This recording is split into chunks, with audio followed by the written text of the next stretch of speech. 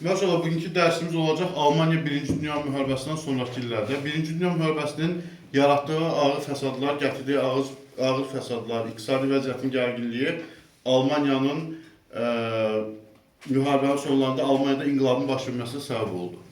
1918-ci il noyabrın 11-də Almaniyada inqilab nəticəsində, inqilab 3 noyabrda baş verdi. 11 noyabrda Almanya Respublika elan olundu. Bu Respublika 1919-33-cü illərdə Weimar Respublikası adlanır. Səbəb nədir? Weimar şəhərində konstitusiyanın qəbul edilməsi. Weimar Respublikasıdır. Ona görə bu formada adlandırılır. Weimar Respublikası quruluşuna görə federativ, prezidentli, parlamentli respublika idi. 1924-29-cu illər Weimar Respublikasının qızıl dövrü idi. Çünki bu dövrdə Weimar Respublikası İngiltərə və ABŞ-dan götürdüyü kreditlər hesabına öz iqtisadi vəziyyətini yaxşılaşdırmış. O cümlədən 1925-ci ildə Lokarno konfransı ilə bərabər hüquqlu dövlət kimi tanınmış və 1926-cı ildə Millətlər Cəmiyyətinə daxil olmuşdur. İnqilab Almaniyada bəzi insanlar tərəfindən Almaniyanın məğlubiyyətinin başlıca səbəbi kimi göstərilirdi. Yəni, onlar düşünürdülər ki, əgər Almaniya inqilab olmasaydı, Almaniya təslim olmazdı. Və bunu düşünənlərdən birisi də Adolf Hitler idi. Onlar birləşərək deməli, Almaniya Sosial Demokrat Partiyasını yaratmışdılar. 1923-cü ildə Hamburqda üsyan baş verib. Bundan istifadə edən nasistlər, yəni Almaniya Sosial Demokrat Partiyasının nümayəndələri Hitlerin başçılığı ilə Münhendə pivəxana qiyamı adlı bir qiyam təşkil edirlər. Lakin bu qiyam baş tutmur, yatırılır.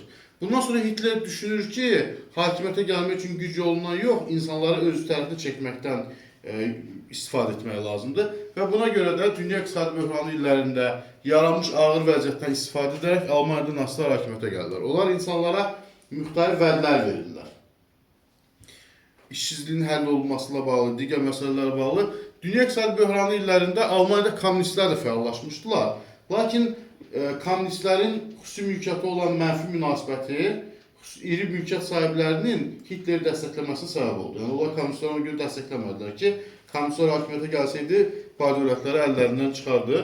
Ona görə də Almaniyada nasistlərin hakimiyyətə gəlməsinə iri mülkiyyət sahibləri kömək etdilər. 1932-ci ildə keçirilmiş Reichstag seçkilərində nasistlər qalib gəldilər. 1933-cü ildə Hitler Reich kansleri oldu, yəni baş nazir oldu. Almaniyada baş nazir belə adlanırdı, hökumət başçısı. 1934-cü ildə isə Prezident Hindenburg'un ölümündən sonra Hitler özünü Führer, yəni Almaniyanın rəhbəri elan etdi və özünü diktator rejimi yarattı. Bundan başqa silahlanma məhdudiyyətindən azad olmaq üçün Almaniya 1933-cü ildə Millətlər Cəmiyyətindən çıxdı. Hitlerin başçılıq etdiyi Almaniya 1-ci Dünya müharibəsində itirdiklərinin əvəzini çıxmaq üçün müharibəyə hazırlaşırdı.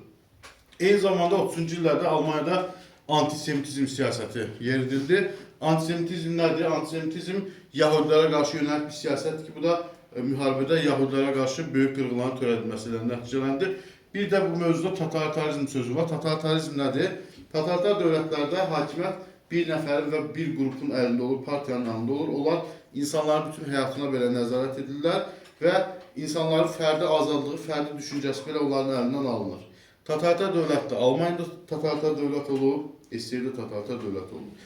Bir də Almaniyanın yeritdiyi işğalçı siyasət, təcavüzkar siyasət İtaliya və Yaponiya ilə Almaniyanı yaxınlaşdırmış bir-birinə. Çünki onlar üçü də 1-ci Dünya müharibəsinin nəticələrindən narazı idilər.